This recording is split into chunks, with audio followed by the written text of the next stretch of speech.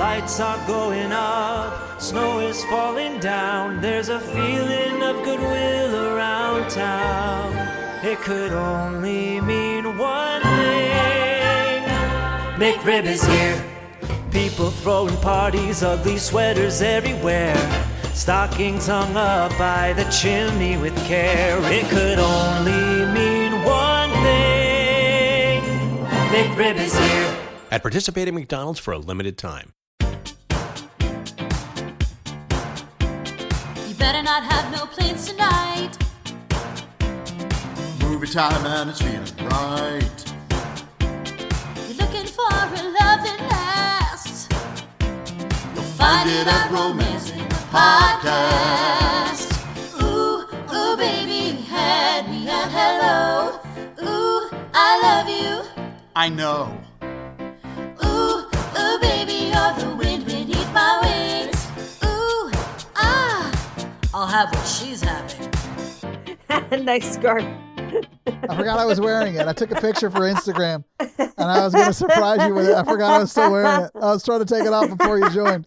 Natalie knitted me, or crocheted me this scarf. Like, she literally just finished it, like, a week and a half ago. And, like... Perfect timing. That is before this movie came out, but is there a reason she gave this to me? I mean, you do need all the layers, and you are cold constantly. Paige, you have to save this for the episode? I'm already recording, by the way. Recording. Snowman's. Just kidding. Hot Frosty. I honestly thought this was the sequel to Snowpiercer at first, but we didn't get any sex scenes. And there was nobody eating babies. Well, I don't know. I bet she took a shot to the mouth. He got carrot deep in that bitch. It's fine. We don't do laugh lines for this show. Start it. Let's go. Thank you for tuning into Romancing the Pod. You had us at hello or hell snow. Oh my God, Paige Paige. Wesley. Wow. And I'm your scarf-wearing Santa Todd Schlosser. And this week, Paige made us watch the very unsexy Hot Frosty. So aside from sounding like a virgin drink I would order at a Christmas-themed mocktail bar, Paige... What's in a Hot Frosty, Todd? What's in a Hot Frosty? I'm going to say it's probably some cinnamon. Okay. Listen, it's got to be nog-based because it's Christmas, right? Sure. Got to be nog-based, a little bit of cinnamon on top, and honestly, Okay. that just sounds like a Irish-Russian. I don't know... Cinnamon, Irish, Russian, nog, I don't know. Listen, I'm not good at creating drinks. I don't drink alcohol. I have no idea. You could have picked any liquid. Yeah, I went nog and cinnamon. Nog and cinnamon. Is that gross? I bet it would be gross. No. Nog and cinnamon is it's usually nutmeg, but cinnamon also works. I am surprised we didn't watch him bust a nutmeg in this movie. Paige, was it the first time you watched Hot Frosty? It was, and my Hot Frosty drink would just be a melted Wendy's Frosty garnished with French fries. How do you always have the right food answer? Like, I had to look up how to say barramundi for an ad read tonight, and I was like, Paige could have just done this off the... She knows how to say that. I am the one take ad wizard. Well, I just mean, like, you would have crushed barramundi. You probably would have rolled an R, like, you would have crushed it. Like, anyway. Yeah. But, like, my point being, you're always right when it comes to food. Thank you. Secondly, what did you think the first time you saw it, Paige? Oh, good fucking Lord. I sent you, I'm going to reveal what I texted you more than halfway through this movie. Sure. And it was a GIF from the Gremlins 2 sketch on Key and Peele, where Jordan Peele is leaning over somebody at a conference table and just saying, "You've got the mind of a child." And I just captioned it with, "The romance in this is troubling because..." Oh, yeah. I mean, this is pretty much Christmas poor things, No. but we're not talking about it. You know what I'm saying, Paige? Here's what's worse. It's Christmas Hoobie Halloween. This is Hoobie Christmas. And if you've seen both movies, you're like, oh shit, that's way too accurate. And the only thing this is missing is Steve Buscemi walking up and being like, "And that's when my brother-in-law bit me and I became a werewolf." Like, that is the one dividing line. We had Chriselle from Selling Sunset for 2 seconds, but we couldn't get Steve Buscemi to do a walk by. Come on, guys. No, and we have Joe Latrulio, and they're not letting him do anything fun. He actually, he is, I think, having the most fun on set. Sure. I think his character was like and then we're gonna like all of his dialogue was in like brackets saying, and then we're gonna have Joe Cerullo come in and like just ad lib it. Just, yeah, whatever. Because it does seem like him and Craig Robinson are just like buddies. What do you want to be today? And Craig was like, what if I was like too serious for a local cop? Yes. And Joe was like, I can work with that. And then they just ran with it for a week while they filmed this movie. I feel like they're in a different movie. They're in Hoobie Halloween. And then the rest of this movie is in a bizarre Hallmark thing where we're afraid to be sexual because does a snowman who's come to life have the mind of a child? Paige, no, we know he has the mind of a child. Yes, he has the mind of a child. Do you know what the scariest thing in this movie is? Where his carrot went. He didn't have a carrot. Not that you could see. It was hidden by the scarf. That's true. Paige. It was hidden by the scarf. No, it's which oncologist chose to use Comic Sans on their medical charts. I screamed. What is the appropriate EMR font? I screamed. And well, here's the thing. I don't think it's Comic Sans, but it's like that goofy. It is not Arial. Doctor, I'm having trouble reading the diagnosis. And he's like, shit, I stopped writing these in hand because my handwriting was terrible. I shouldn't have used wingdings. I shouldn't have used wingdings. Bro. He like pulls up the chart and it's basically it's a treatment plan for Paul's cancer. And I'm like, I'm sorry, what the is that like first grade teacher font? Like, what are we doing? There's so many bonkers things like that in this movie where I just was like, who did this? Who made this happen? Like, I don't know what it is about the camera work, but anytime they show a car, it's too big for where it should be on the street. And I know this is a fucking crazy note, but at one point I was like, first of all, they only have 2 cars and everyone drives one of those 2 cars in this entire town. This entire town that exists of 22 people, I counted. 22 people. Like, there's not many people in this movie. At the end of the movie, when they show up and should have had the best Spartacus moment ever, but instead it turns into church and someone passes a hat. Come on. I'm Jack. No, Paige, the better ending would be she brings the money she has out of the safe and she's not enough. Oh, yeah. And she turns around when she hears the town behind her. She turns around and it reveals the town streaking. Completely Everyone naked. in town Everyone is streaking. And they're like, yes. You have to arrest us all or you have to All release of that us. snowman. And then that body heat would kill the snowman. But I will reveal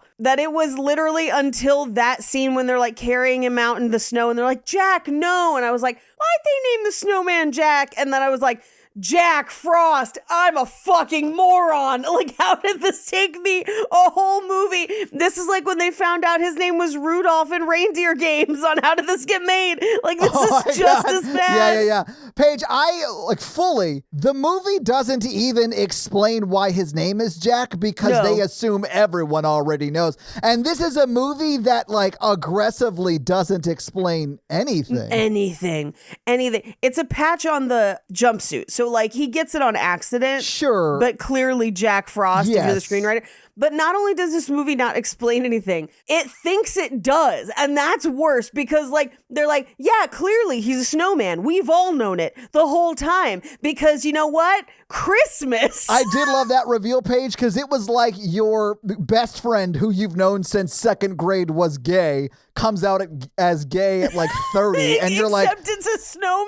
we're like, Jack, we love you. We know you're a snowman. We've always known you're a snowman. A snowman who came to life. Yes, we know. We've seen the snowballs under your bed. Like, we know. Like, it's okay. We as a town love you. Like, that's the way they handle it. I guess Jack isn't there. They're telling that to not the main girl from Mean Girls, whatever her name is. Gretchen Wieners. And I don't think my father, the inventor of toaster strudel, would appreciate me being questioned. That's right. She is the heiress to the strudel fortune. Without my lawyer. But I love that everyone in this movie that's not her hears he's a snowman and goes, well, Christmas. As if every Christmas some snowman comes to life and they're like, it is that time of year. It's snowman season. Every town gets one. You're like, what? Like, you're just like, I mean, no one says that, but like they might as well have said that because it seemed like, it's Christmas. You know, one snowman comes to life every year. Yeah. Joy, haven't you ever seen like Frosty the Snowman? What's wrong with you? But then even better at the end when they're all like, you've got to let him go. Like, we got the money. Like, please, sheriff, let him go. He looks up and it's the crowd coming, right? But for a hot second, because they held that close up too long, They did. he looked up and I was like, did all the other snowmen come to life and march on the sheriff? Because they had like crazy snowmen. It wasn't just like Santa There was like snowmen. a dragon. There was a dragon. And there was also one of those like Asian like fortune kitties that have like Cat, the a arm lucky that bats. cat. Like that would have been a hilarious like walk towards the sheriff office. Okay, but also, and I need all of you to know, first of all, go watch this and just let your brain be smooth. But like, It's bad, but like worth it. Yes. we're going to scream so many things about it. When we say they have all these cool snow sculptures, just know they're styrofoam. Oh, they're yeah. very obviously and visibly styrofoam. Yeah. Like not even fake snow, just styrofoam where you're like, you can see the like mold marks from the styrofoam. Yeah. And I was like, oh man. I've said this about other movies, but I think Netflix has really nailed the find me a writer director that is willing to do the absolute minimum, and then we will give them a little bit of money. We will give them $12 and see what happens. This is a controversial statement, maybe, but I think this movie must. And it's not a Netflix movie, so there is no budget. I'll go ahead and reveal that. I don't know it. Yeah, we don't know it. So like, I don't know, but this looks at least produced at a higher level than some of these movies have been. Sure. So I was pleasantly surprised, even though it's not great. No. I was pleasantly surprised with the level of production and the fact that you have like Craig Robinson and, you know, like, right, and Joe Latrulio. yeah, Joe Latrulio, like these, I'll Yes. say like comedy big hitters. Like that's The Office right there, and that's Brooklyn Nine-Nine right there, you know? Yeah. And they are, I think, the best part of the movie because they are just in a different movie. They are in a different movie. Yes, yes. I do love it. But their movie seems fun. And honestly, I am sick of not talking about Craig Robinson with the respect he deserves because, like, that dude is operating a level that we have not seen since Will Smith, late 90s, early 2000s page. And that is a guy who can act in a movie and create a banger song that ends up on the soundtrack. And that's Craig Robinson does that in like every movie. You only hire him if you want him to bring his keyboard. It made me wish I was watching Hot Tub Time Machine, which is also a winter movie that Craig Robinson plays the keyboard in. And he does like a keyboard version of the Black Eyed Peas, Let's Get It Started. And it fucking slaps. Yeah. And it kind of made me wish I was watching that. And it's not enough of a romance for us to justify, but I do love that movie. Well, maybe one day. Maybe someday. I saw Craig Robinson perform when he came to Zanies in town, and I will go to my deathbed thinking that that was the worst show on purpose I've ever seen. And I have so much respect for that man. Because, Paige, he told us at the beginning of the show, he comes out, says a few jokes, and he's like, I'm just going to warn you. This is one of my last shows of this run. It's my last show in Nashville. I'm getting drunk, and I'm staying on stage until they kick me off. But you're going to get the regular set everyone else got, and then we're just going to hang out. And he fucking crushed for 90 minutes. Like, it was great. It was hilarious. It was awesome. And then he was like, all right, that's the show. Let's fuck around. Yes! And then he fucked around for 2.5 more hours until it was me, my best friend Chris, and 8 other people. There That's were what's 10 up. audience members. That's what's when there up. once had been 350. Hysterical. And like, we left before he might still be on stage, Paige.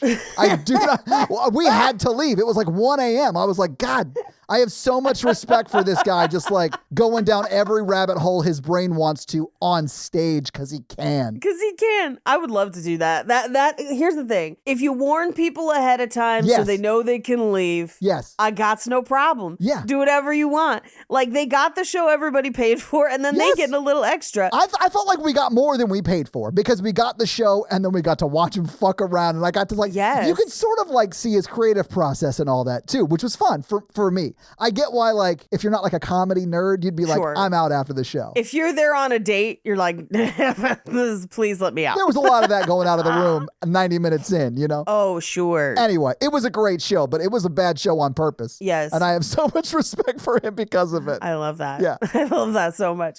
I do love him and Joe Latrulio. Yeah. The only way I would love it more is my favorite Joe Latrulio is like Role Models Joe Latrulio, where they truly just let him off the leash. I think that may have been the first time I saw him and was like, okay, I have to learn this guy's name because he should be in everything.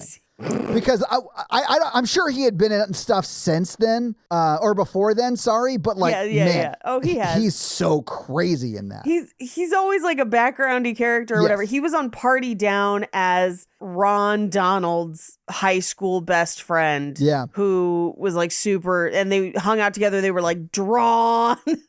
But in Role Models, he never breaks character in the like Renaissance fair guy that he is, and he's just like, "Haha, Frozanthia, countryman," and I love it every time. I'm like, he should be this character in every movie. I don't care how it fits. It just makes me laugh. But I love the two of them. They're on their own weird off-brand Hot Fuzz adventure. Yeah. That's cool. And then the actual love story is uncomfortable and bizarre in a way that just makes you cringe and scream. But like, who made this? Who let this happen? Who did this to us? Like, that's how it feels. Yeah, it does. I mean, it's because it's like childlike in nature. Yes. And he talks about how I'm brand new. I'm a day old or whatever. You're like, he's doing a great job. Yes. It is just an uncomfortable scenario. And his wig is fucking nuts. Paige, I don't even know this guy's name, but I want him tonight to have a bacon cheeseburger and an Oscar because he crushes it in this movie. Like, I have no notes on his performance. He seems like he's having literally the most fun. He's having a great time. Yeah. He's having a great time for sure. I'm finding out his name right now. And honestly, when Craig Robinson is losing his mind because he's like, why are you eating only ice? Where's your drink? Why is there only ice in there? Look at that dude's body fat. He's only been eating ice for weeks for this shoot. For weeks, that poor man. I know. Oh, he looks way more attractive with facial hair. He should always have a beard. I was going to bring that up. Like, give Frosty a beard. Ooh, hold on. I'm going to show you this picture, man. Paige, I've already seen it. Oh. I guarantee you I've seen it because I made that same sound. Yeah, I was going to criticize because here's the thing. He's doing a lot of acting with his face and it's kind of goofy. Yes. And it is kind of off-putting with the abs and all of it and the hair. And it's I was like not into it. But with a beard, yes, ma'am. So wait, yes, you didn't think he was hot in this ma'am. movie? No, I found him very off-putting. Extremely off-putting. You know what's funny? Okay, he is the right shapes that do it for a lot of ladies. Sure. I do think there is something strange about the character. Yes. And I am uncomfortable with their romance in this movie. Same. I feel like he may not have the ability to consent, and that makes me concerned. Yes, I worried that the whole time. Like, he does seem so impressionable. But also, I was like, I think the heat of sex would kill him. Oh, Maybe. my God. I don't know. I truly want to know, does he have the ability at the end of this movie to procreate? Like, does he just shoot out snowballs? Like, what is it? I don't know. Oh, that's where I've seen him, on Schitt's Creek. Okay. I knew I had seen him somewhere before. Yeah, he was on Schitt's Creek for a bit. Yeah. In fact, I think it was one of the directors on Schitt's Creek that actually did this movie, from what I understand. Okay. And I do like him better with short hair, but also with that beard. Come Mama, on, yeah. Jeez. Oof. Okay, but like after they bone, do you think she just has a bag of baby carrots? Like, is that... Paige, how dare you ask a question so brave? First off, yes. I mean, obviously, yes. Yeah, I think it's and again, I will say, I think he is dead on, right on the money, perfect performance. Like, he's doing it right. Yes. It is just upsetting. It's just upsetting. It's because he's a golden retriever the whole movie. Which is like, he's like dumb, lovable, very impressionable, and very likable. Yeah. But because of it, like, it makes me worry about his cognitive ability and his like, he acts like by the end of the movie, he seems like a gifted 13-year-old. Yes. Yeah. It seems very big and not in a good way. Wait, are we talking about the movie Big or are you talking about something else? Are you talking about his snow bulge? No. The movie Big, although I would like to get a look at that snow bulge, aka that carrot. Come on. Give me the carrot and berries. I'm talking about Big the movie where it's a 13-year-old in an adult's body, because that's a lot of what this feels like. But also, he's got these big old teeth.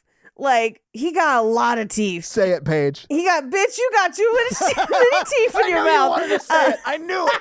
It's one of my favorite lines, too. And here's the thing. For the character, it works incredibly well because he's like a goofy snowman. He's like Olaf, but sexy. And that's a sentence I don't ever want to say again. Paige, you know someone's humped an Olaf pillow to completion, so you're not the only person who feels like Olaf is sexy. I don't know that for sure. I don't know that for sure, and I choose not to know that. Paige. I don't understand the question. I will not respond to it. Paige, I had to throw my Olaf pillow out. No. I'm No, joking. why did you have one? Why would I even own a Olaf pillow? I don't know your life anyway, but with facial hair, it would help that quite a lot. Yeah, they should have given him facial hair because that is a... Ooh. Just make it white. Hello. He can go frost himself. I'm so sorry. Oh, let's build a snowman. Make him our best friend. We could name him Tom, or we could name him Beowulf. We could make him tall, or we could make him not so tall. Snowman. This is a weird movie. I do like that it proves that pretty privilege is a problem because this dude... Even in the snow community? Yeah, even in the snow community, Paige, please. They literally give this 2-day-old child a job at the school. Like, he is employed at the end of this movie. He's chaperoning a school dance. This man is 4 or 5 days old at that point, simply because he's hot. Did we learn nothing from The Substance? He don't need it. He don't need it, baby. He perfect the way he is, as long as he keeps that beard on his face because of all them teeths. He's got too many teeth in his mouth. Got the big old chompers. Oh my God. But Paige, I love the way this movie has a very casual relationship with causality. Like, yeah, people just appear at places whenever they need to be there. Yes, but I'm even talking about that. I'm talking about like life endangering issues. Like, okay, the big bad in this movie is like central heat and air at the sheriff's office. Yeah. And he's in other rooms and buildings this entire movie for way longer than he was in that sheriff's cell. Right. And I realized that her house doesn't have power. He spent a whole ass day at school, and that school is He not... spent multiple days at school, especially considering that they're like, it's been less than 2 weeks. I was like, less than 2 weeks? They couldn't even get his paperwork cleared at school in less than 2 weeks. Oh, you know who's really easy to pass a background check for? A snowman that came to life. With no papers, with no documentation, no social security, no fingerprints. He would have had to been fingerprinted for the school. No, none of it. Oh, no, Paige, it's fine. He burned his fingerprints off. We can definitely let him around children. Right? Well, but this is anytime people are like, it's all them undocumented people taking jobs. I was like, do you know how hard it is to get a job without documents in America? It's so hard. I know what you're saying, and I agree. I used to hire people. I agree. And it would take hours to file the paperwork. Yeah, we definitely have to deport the snowmen. I agree. Yeah. Like, they are taking all of these snow jobs, and it's a problem. But I agree with you. It is a problem. Plow them back to where they came from. And I agree. Like, okay, if this movie was not filmed in Canada, which I don't know, but I know it was. I'm pretty sure it was. This has Vancouver written all over it. I don't know if it is, whatever. It's definitely Canada. But if this was in America, this snowman would be out of the country on January 20th, and that's not just because of global warming. Yeah, it's a lot of things. Paige, listen, all I'm saying ultimately is I think Craig Robinson should start doing soundtracks for entire movies where the soundtrack and like what's going on in like the music of the scene is just Craig Robinson singing like Randy Newman style songs about what we're seeing on the screen. Todd, I completely agree. Let's do it. And I would like you to pitch, what recent movie do you think could have benefited from an entire Craig Robinson soundtrack? Go. Saltburn. That was the easiest question you could have asked me. I haven't even seen it, and I know that's the right answer. It's just him on the keyboard like it's murder on the dance floor. Yeah. He's licking cum out of the tub. Oh, it's gross. Like, 100% Craig Robinson could do that. It would change the vibe. I'd probably like it more. Still not going to watch it. I feel like I would love it. Okay, so mine was a real answer.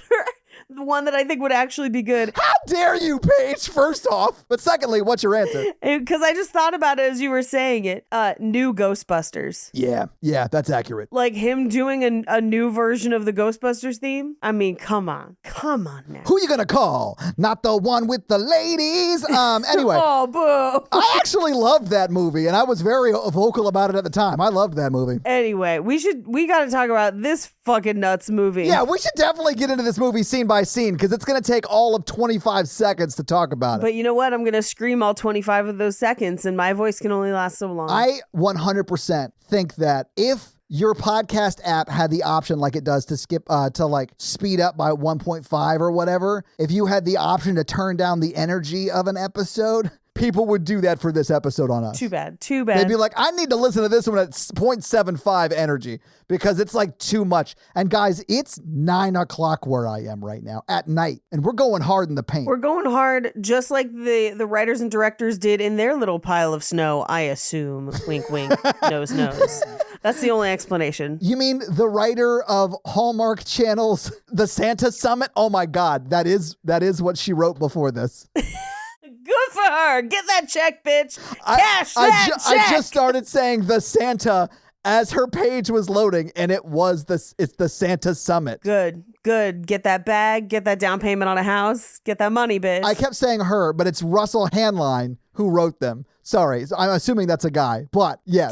Get that bag, him. Yeah, get it. Do the minimum. Anyway, Paige, let's just get into it. Because it starts off, honestly, not very many credits. We see a bunch of snowmen sort of in this like middle of a small town center, right? Right. And then it's like the wind blows and the traditional snowman, like, you know, your parents' snowman with the 3 round balls, the top hat, the carrot nose, the corn cob pipe, all of that. Yeah. All of that. The Rankin Bass, the silver bells. Yeah. We don't get any silver bells in this. this movie, spoiler alert. But Well, we don't see them. I think Lacey Chabert sees them later. But oh, she definitely gets the full tinsel. But so the wind blows and it knocks the hat off, and then a car runs over the hat. And I was like, okay, first off, I love a movie that starts off with like, yeah, we're going to turn Frosty the Snowman on its fucking head. And fuck it. We're going to have fun. So crush the old way they came about in that movie. You're probably wondering how I got here. I mean, yeah, might as well.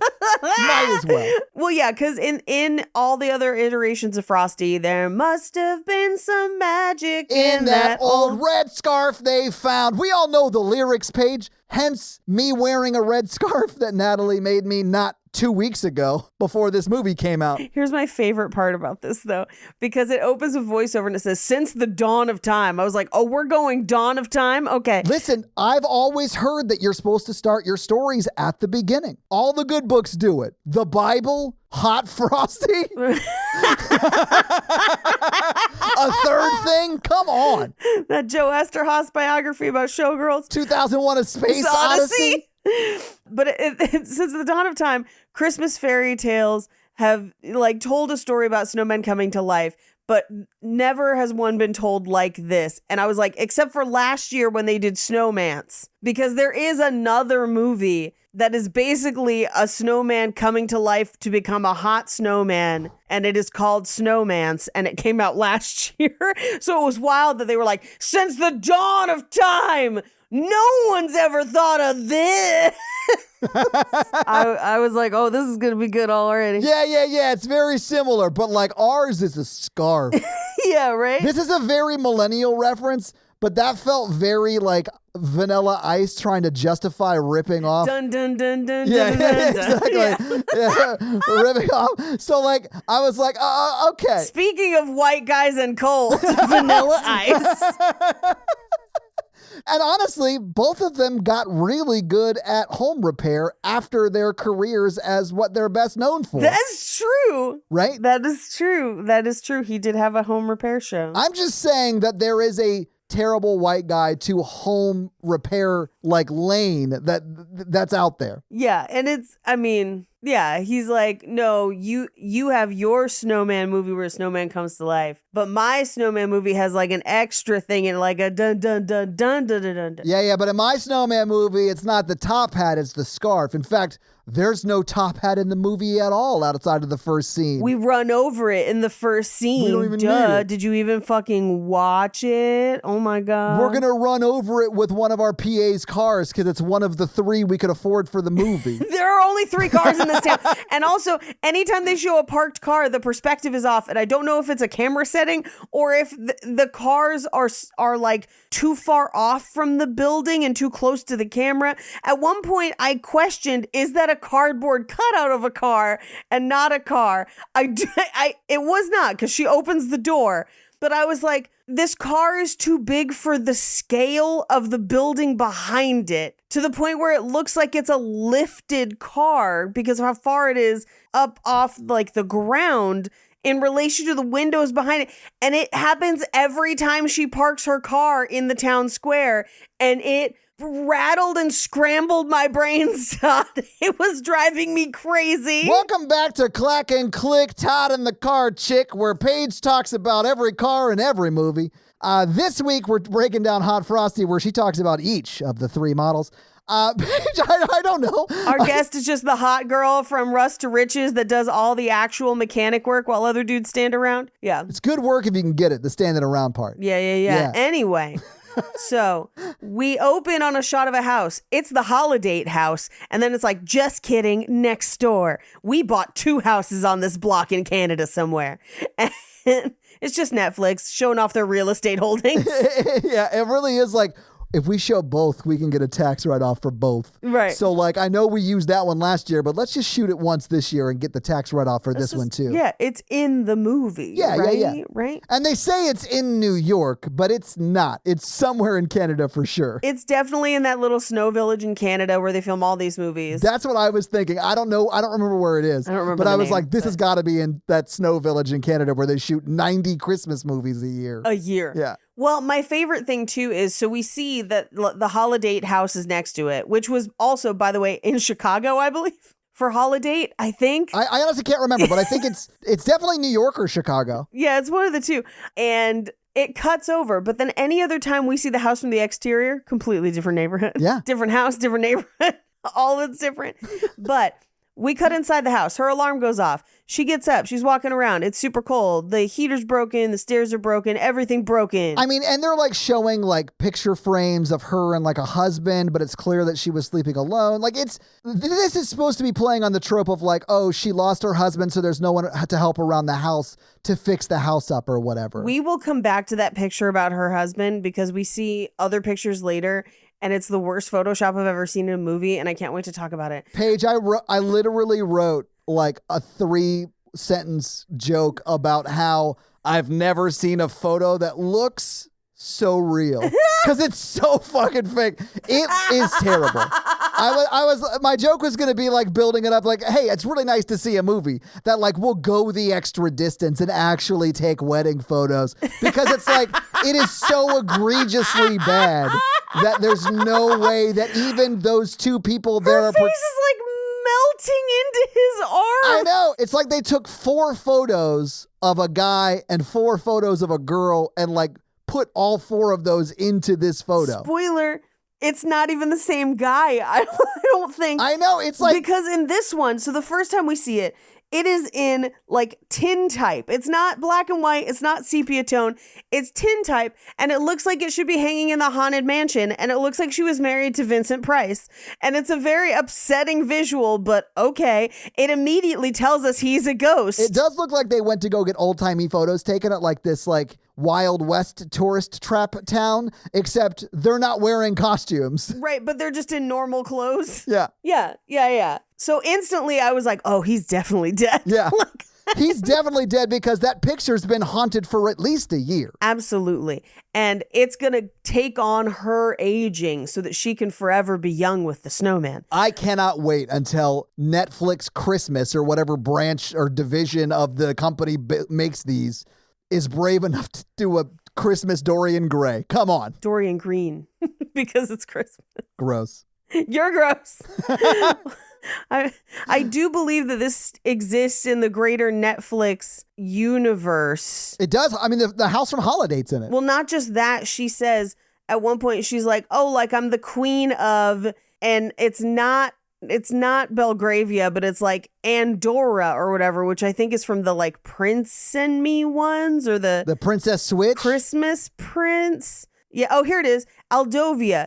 Yeah, sure. And I'm the queen of Aldovia. It's a fictional European country and setting for the holiday movie A Christmas Prince, which was also produced by Netflix, which also exists in the same universe as the Princess Switch, Belgravia, Moldovia, or whatever in those. I hate it. So, yeah. I hate it so much, but I love it. It's great. Yeah. Glad we got that in. Glad that happened. Thanks, Netflix. Thanks for spending so much time on connecting your weird universe and so little time on making this the styrofoam look like snow.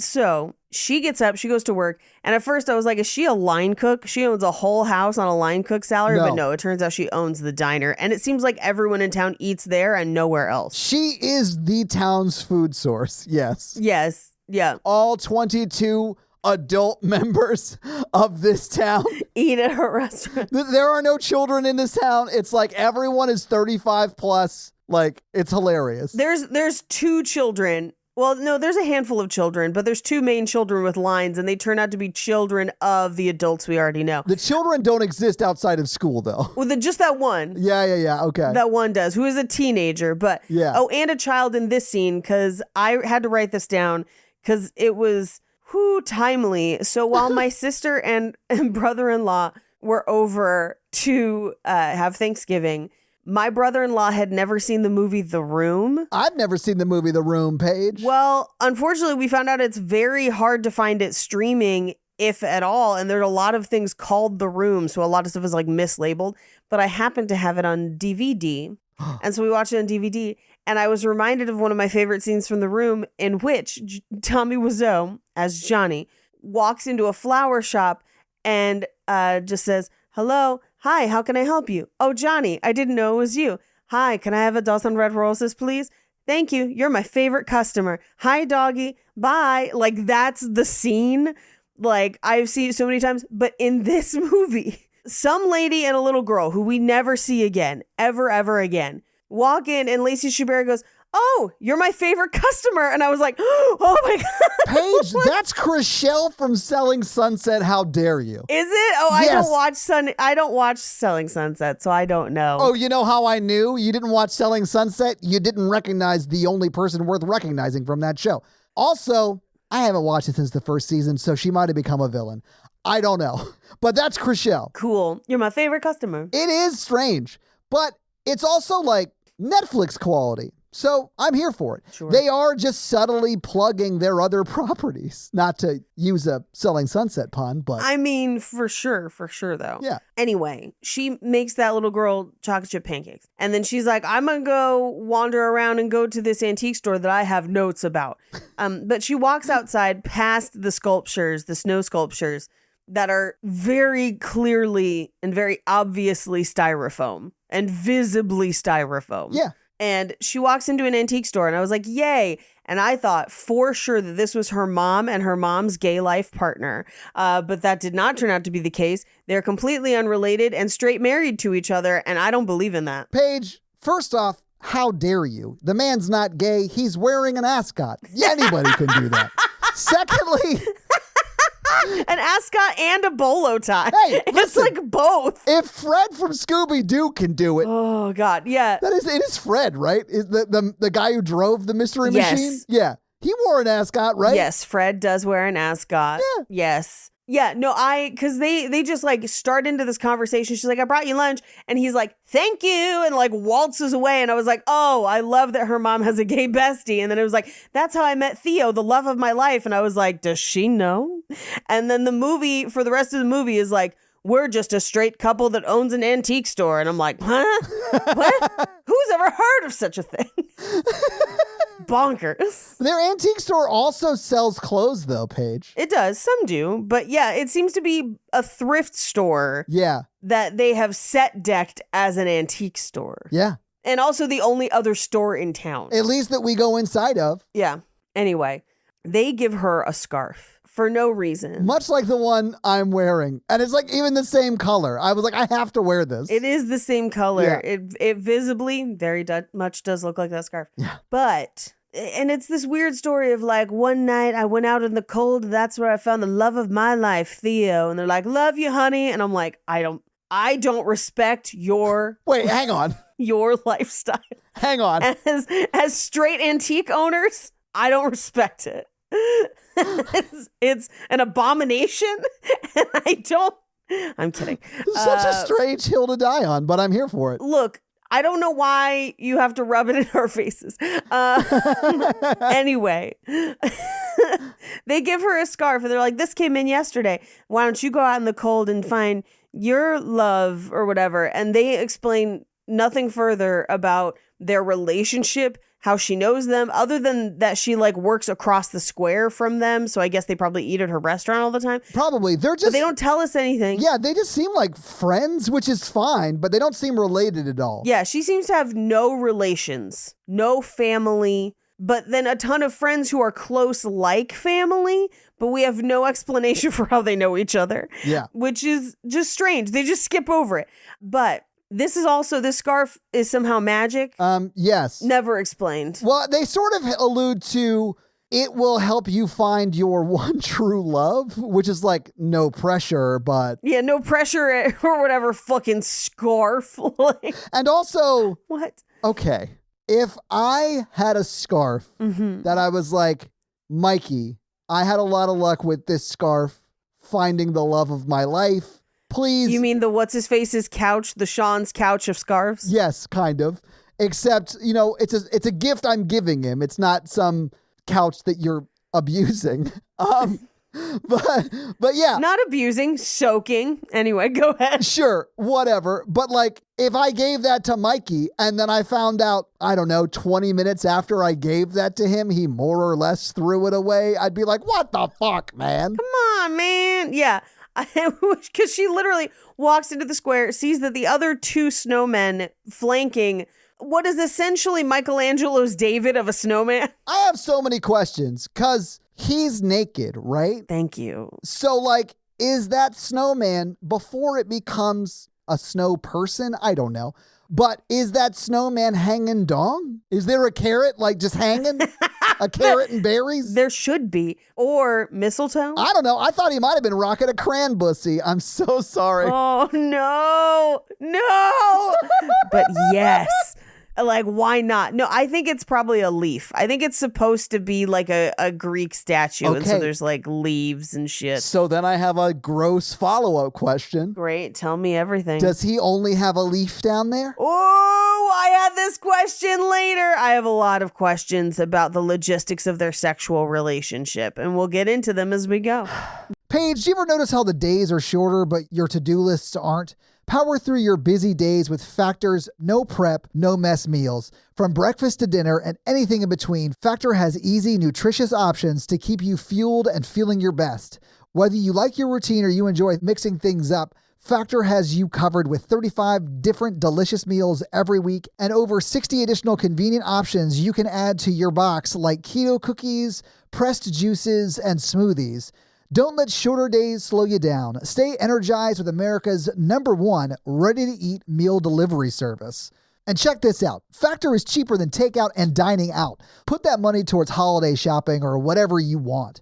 And there's also no sacrificing quality with convenience with Factor meals. Weekly menus offer ways to treat yourself to a restaurant-like meal experience with gourmet plus dishes that feature premium proteins and seasonal sides like broccolini, leeks, and asparagus.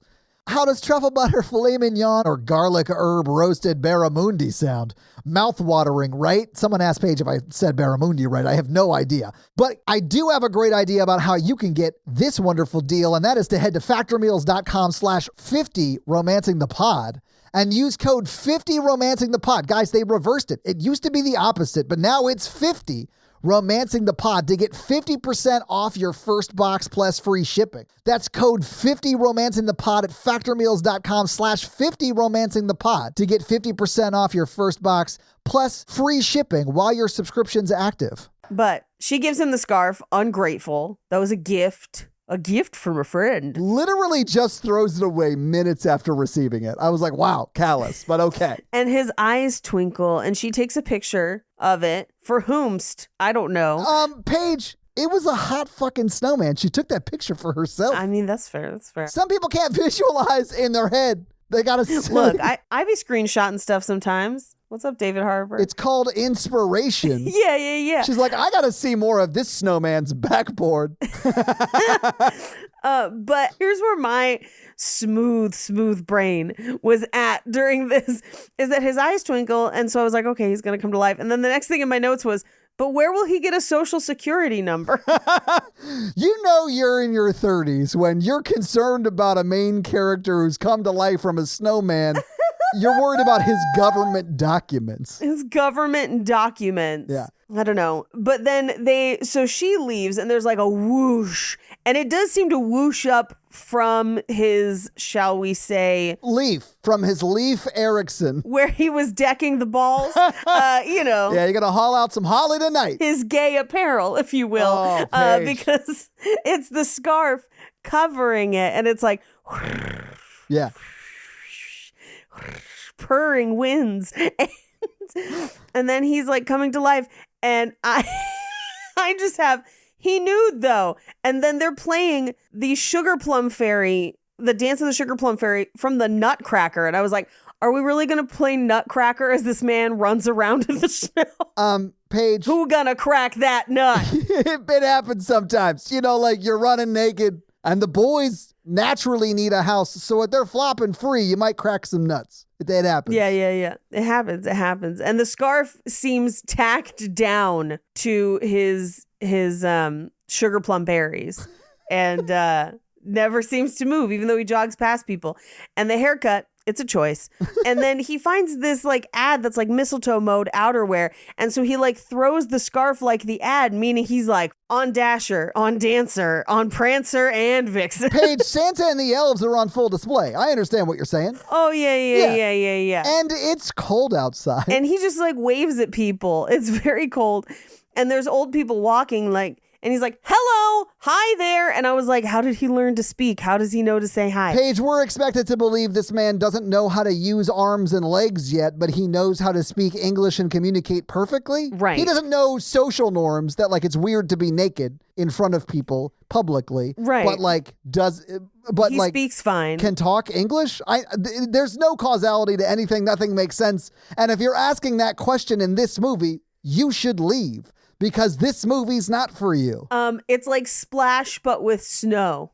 But in Splash, like she has to like learn to speak English and stuff. But he's just like, oh, hello. Hi. It's me, Naked Christmas Man. And he falls through the window of the antique shop. And mercifully, it does not kill him instantly because it is pane glass and not safety glass. Well, yeah, it's not PAINE though. No, well, it should be, but it's not because it's a movie. This isn't the movie Ghost. No, I wish it was. So he does take it with him. You take it with you.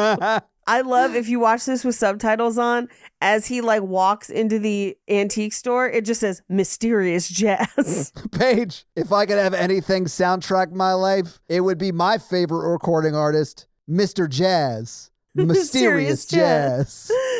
It just made me think of, and I know this wasn't jazz as it was happening, but I was just picturing Alyssa Edwards with that gun just creeping around corners. Just, okay. You make me feel like a dangerous woman. See, for me, Mysterious Jazz, Ooh, just Jamiroquai.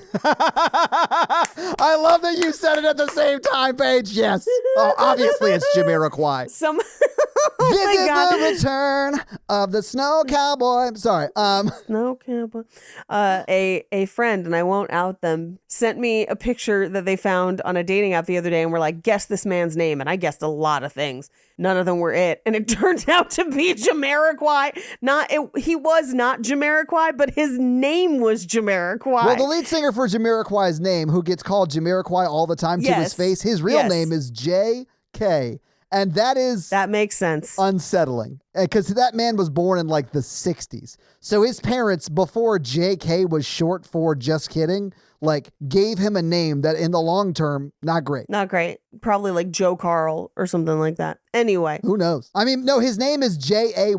Oh. K-A-Y. Oh, Paige. no. His name is literally J.K. That ain't great. It's not great. Anyway, we got to get off this Jamira sidetrack. We do. Because the future is made of virtual snow sanity. Because he finds a jumpsuit with the name Jack on it for Jack Frost. Yeah.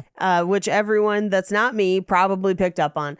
He puts it on, he finds some boots, and he's just like walking around in the middle of town all night. And she comes the next morning to like open the diner early, and he's like talking to the other snowman, like, you guys got to try this. Yeah, he's like, guys, you ever hit that scarf when you're up all night?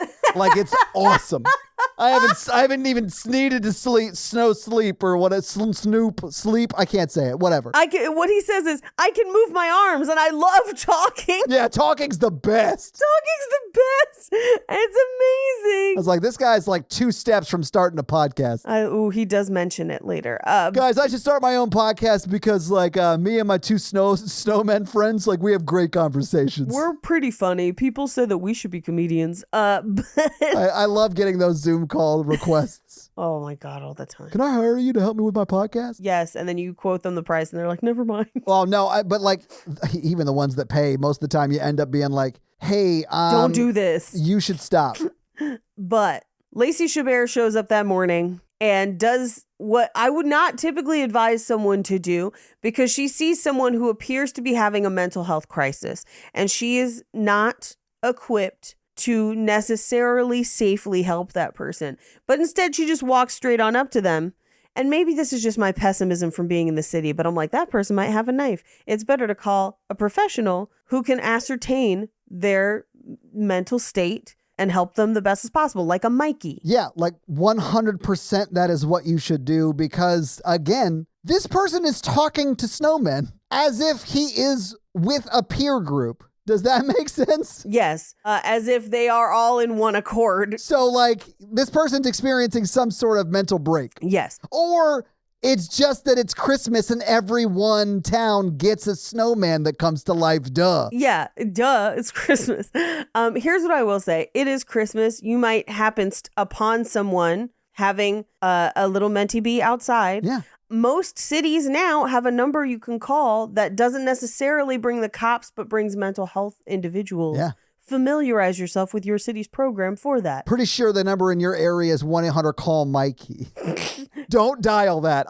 That's definitely not it. DM Mikey directly. Yeah. No, I know like LA has like a short, like I want to say 311, but I think that might be the car one. I'll have to familiarize myself as well. Oh, no, that's only if you're down. down. I know that we have one too, but I don't know what it is. Maybe 977? So LA County has one. It's a 1-800 number, 854-7771. So if you're in Los Angeles, that's your number. But just Google your city, and mental health access line is usually what it is. And if you're in Nashville, you might get Mikey, but only call if you need it. You won't get Mikey. Mikey like is over the team that's in the cars. He doesn't do the call center stuff. And if you run into one of Mikey's team, you're experiencing the worst day of your life. So it's a bad day. Don't try and find Mikey that way. Don't try and find Mikey that way. Yeah. Because if you try and find Mikey that way, Bon Jovi's going to come up and save your life, and it's really going to piss off Mikey. It's going to really piss Mikey off a lot. But you will get to meet Bon Jovi. Which, like, listen, if you're trying to get to heaven, you're halfway there. You know what I'm saying? Yeah. Living on a prayer. Anyway, she does do something very nice, which is because she has a diner, she has a restaurant. Yes. She's like, come in and get some food. And everyone is like, hey, that person seems unwell. Yeah, because he's just sitting there, and she has all these little like jams and jellies like you would find at an IHOP, and he's just like fingering them into his mouth like Jello shots. Yeah, and he's just like, jelly, baby. You're like, jelly. What is happening? What is happening? And they're like, I don't think he's dangerous. I think he's just super into jelly, I guess. Hang on, Paige. I have to stop you right there because a thought just occurred to me. Sure. That like I need answers on immediately. Okay. Okay, let me just start here. Does he poop snow? I questioned this too. Paige, that question is so obvious. Yes, I didn't have it. Yes, obviously. He just shits ice cubes. Just clinks into the toilet. And I mean the actor. Like, that dude hasn't eaten food in months. That dude has been eating ice chips and drinking like a protein shake a day for like a year to get this lean. Anyway, my question was, are those snowmen submitted by the townspeople for like a competition of sorts? Yeah. And then my question would be, who was like, all right, you know what this competition really needs?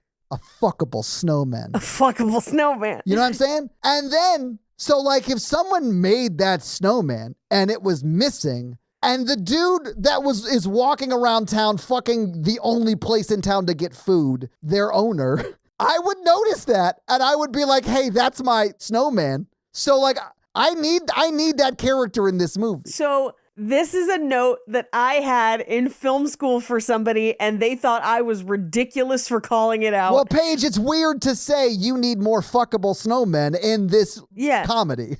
At one point, he's like, can one of you give me a ride back to the diner? And they're like, ooh. And I just heard Michelle from Dairy Girls like, a massive ride? And I was like, yeah, he is. But no. When I was in film school, somebody wrote a pilot where a guy was like a comic artist, like a newspaper comic. Sure. And a character from one of his comics came to life. And like he sees it happen, so he like knows it's happening.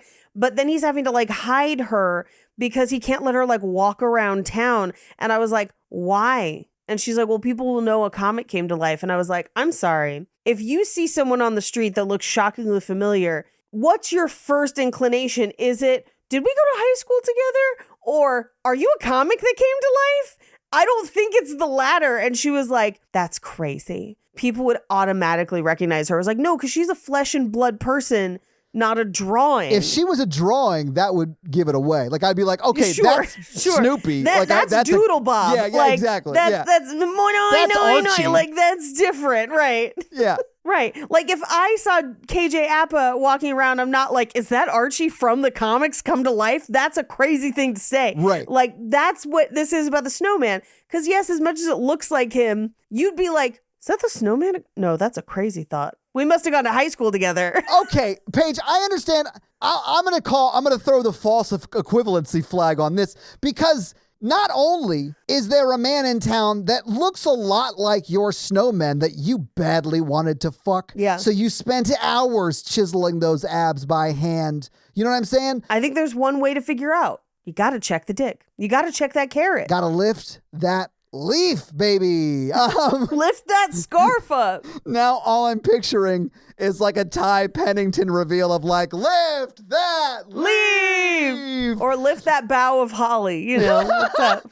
But so like if the fuckable snowman that you meticulously made disappeared and then someone that looks just like the fuckable snowman that you made that disappeared is now in town, I'd be like, oh, I gotta fuck that guy. Like, that's my snowman. You know what I'm saying? To see if it's the snowman. To see if it's similarly cold on my loins. Oh, my God. Like, the fact that he is... Some people like ice play, but I think it would melt his dick off. Paige, this isn't ice play, but I will say this. If she has a necrophilia fetish, this guy's it for her. No, she might just be super into Twilight. Say it. Snowman. Dildo in the freezer. Paige. Wash it first. Yeah, whatever. No, not me. No thanks. I'm not a coldie. They're self-cleaning. No. What are we talking about, Paige? It's movie. Anyway, so yeah, so she has him in the restaurant. He eating ice chips and jellies and shit. Meanwhile, the police arrive at the antique store and they're like, yeah, the window's broken, but the only thing that was stolen were like boots and a thing. Like coveralls, so, like, sort of? It's not that big of a deal, really. You know it's Canada because they put their main character in a Canadian tuxedo. It's like denim on denim. You know what I'm saying? It's Ottawa or whatever. For special occasions. Like the day the snowman comes to life. Maybe it's a Canadian thing. Maybe every Canadian city gets a snowman every year at Christmas. They got free healthcare. Free healthcare. And a snowman. Come to Canada. Come to Canada. We've got poutine. Anyway, they put a plywood board over the window and then they're going to go over and have breakfast at the diner. But as they're doing that, she like sits down with him as he's fully jellied out. And she's like, what's your name? And he's like, I don't know. And she's like, okay, well, your thing says Jack. And he's like, I love that name. It sounds cool. And she's like, okay, what's the last thing you remember? And he's like, you putting this scarf on me and taking a photo. I love you. I love you. And I was like, oh no, run away. To me, I was like, oh, whoever wrote this was like, okay, for this scene, they're a Labrador retriever. And like, I'm going to write what a Labrador retriever would say if it was like turned from Air Bud into a person. Right. I mean, there's no law saying a snowman can't come to life, Paige. Right. There's no law saying that his balls can't be ornaments. God. Paige, I like 100% there should have been a sex scene. But like, instead of like sex Foley, where it sounds like sex, it's just like tree, like it's like tinsel, like rubbing up and rubbing each other, and like sleigh bells. Yeah. And like, I don't know, like the clicking of light. Oh God. But we do get like, we start to get the subplot where Craig Robinson's like super intense about crime, and he's like keyboarding a song about crime and about streaking. And I was like, is this Hoobie Halloween? Because I think these two cops are in Hoobie Halloween, Paige, but everyone else is in this weird snow horny movie. My favorite part of this was the writer, director, whoever created this wrote a 45-minute movie and turned it into Netflix. And they were like, we love this, but we need another 45 minutes to turn it into a movie. And he was like, yeah, but like, you guys have seen Murderville, right? Yes. I'm just going to do that. I'm going to bring in two guys who can improv a Murderville subplot, and then we'll just have a full-ass movie. And they're like, great. You start shooting 3 hours ago. 3 hours ago. And at one point, we'll hand a giant urn to Marshawn Lynch and be like, that's my aunt. He'll be like, for Word? real? Word? That's what. Marshawn Lynch is the best actor of all time. That man needs two things, a cheeseburger and an Oscar. Let's do it. I can't believe I said that about this guy, but I honestly still think it's true. Still think it's true. I do also love that we reveal that he thinks it's a plot from the mayor trying to get him, because one time he towed the mayor's car while it was in a loading zone and he was actively unloading gifts for orphans. Yeah. Craig Robinson takes his job a little too seriously, maybe. A little too seriously, much like Kevin James in Hoobie Halloween. Man, I'm gonna have to like watch Hoobie Halloween, which I am assuming is the only Halloween movie that was written and produced by all members of the band Hoobastank. No, that would actually be a very different movie. No, it's Adam Sandler's Halloween movie, and I can't recommend it. Well, now I only want to watch it more. Can't recommend it enough. I can't recommend it. It does have some physical gags that make me laugh very hard, and Steve Buscemi's subplot is chef's kiss, because he could do no wrong. He's America's sweetheart. Absolutely. The rest of the movie, much like this, will have you questioning, is Hoobie childlike? What is happening? Well, I mean, is Jack childlike? Yes. And that's why I don't love it. It's weird. Don't love it. But she decides to take him to the doctor. And her doctor, her friend who is a doctor, is just like, well, okay, both temperatures are 30 degrees. And he's like sweating. And in my notes, I'm like, so they can't fuck then? But your first concern was, all right, doc, but like, can I fuck this guy? Like, that's why she brought him to the doctor. She's like, my husband's been dead a year. I want you to tell me if I can fuck this dude. I don't think that's why she went to the doctor. No, but she should have. And her doctor friend was just like, look, he's hot and maybe he's telling the truth. And I was like, what now? What? And she's like, well, the snowman that was there is gone. Andy's got the scarf and he knew about the picture. So maybe he's just a snowman. And she's just like, no. And Lacey Chabert is like, no, he's a drifter with severe memory loss. Probably accurate. And she's like, or the thermometers, he's like, they could both be malfunctioning. He's probably a drifter with memory loss, much like Sir Cole in A Night Before Christmas. But the difference is Sir Cole was an adult who was just out of time. And it was learning about time. But like, this is like everything. It's very childlike. It is an accurate performance that upsets me greatly. I have two things before we move on from this scene. First off, every time someone reminds me that there was a character in a Netflix Christmas movie whose name was absolutely just the word circle, drives me insane. They've been doing the minimum for years, and I love it. But this scene, the doctor confirms through 2 thermometer tests that he is 30 degrees. Paige, can I ask you a question? Sure. At what degrees is freezing? 32 degrees. So this dude is below freezing. He is so cold. The word for it literally describes not being able to move. I hated it. I hated that he was under 32 degrees so much. I wanted it to be like 33 degrees. But then wouldn't he already be melting? Like the scarf warmed him up. Oh, okay. The scarf warmed him up just enough All right. to bring him to life. And then at the end, he doesn't need the scarf because her love awakened his cold, dead, beating heart. Yeah. Okay. All right. I like it. I like it.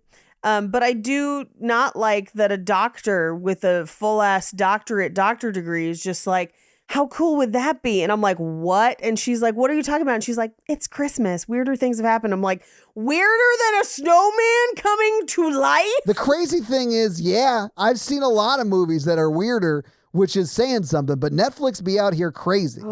Anyway, he's like, she's like, you should stay at the hospital. And they shouldn't be just releasing him randomly. This is the same thing with like night before Christmas, where they're just like, you should take this concussed man home because you hit him with your car. But he's like, I want to stay with Kathy because I love you. And I was like, don't take him home. Don't take him home. But Paige. Don't get mesmerized by the abs. And I have in my notes, I don't think he can consent to sex. But yeah, I was about to say, but Paige, you saw him shirtless. You know she taking him home. Yeah, I don't think he can consent to sex in this moment. Or by the end of this movie, Paige, he's still like 14 days old, maybe, at the end of the movie. 14 days old, maybe. But she takes him back to her place where she has food and a TV. And I do love that the Lindsay Lohan Netflix movie from last year was on. And she just goes, oh, that looks like a girl I went to high school with. And I was like, yay! It was fetch. Yeah. It's so fetch. It was such a nice little like Mean Girls reference. Yes, I loved it. But like Mean Girls is just out here proving that if you had to be one of the stars in that movie, if you wanted the best career, you had to be Amanda Seyfried. Oh, yeah. Well, Rachel McAdams has had a pretty good career. She has. Yeah, you're right. Yeah. I would say you could go either way, but I would say Rachel McAdams. Anyway, she sets him up watching TV and he's like asking her questions. And she, I guess, used to cook and makes this casserole and she used to love it, but she hasn't had time. And so it's kind of, we're going to go on her journey of like, I need to love me again. Like I need to learn how to love me. Yeah, this section of the movie is really like how Stella got her snowman back. Right. How Stella got her Yule back. She got that Yule log by the end of this one. Yeah. Yule. That is, I don't know if you guys remember from last Christmas. I forgot that you do that. I forgot. Yeah. I forgot that you do that. Yeah. My favorite Christmas thing is to say Yule like Soldier Boy. Anyway, it's very hot in here, so she turns off the space heater. And he's like, I love you. And she's like, hey, you can't just go around saying that to people. You gotta social cues. It's like a thing. Yeah, you gotta cool it with that. And he's like, oh, I'm sorry. But he's watching TV. She's like, I'm going to go get him some new clothes from the only store in town.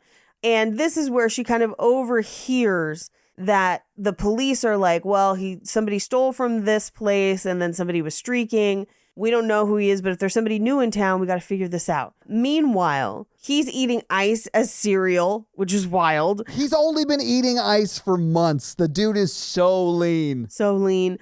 He's watching Nosferatu and like jumping around the couch to fight the vampires. I hated that they're like really infantilizing him throughout this whole section of the movie. Yeah. And one of the ways they did that was to show what I do when I watch scary movies. I was like, rude. Well, I just have in my notes, this is a lot to ask of an actor in an insane wig.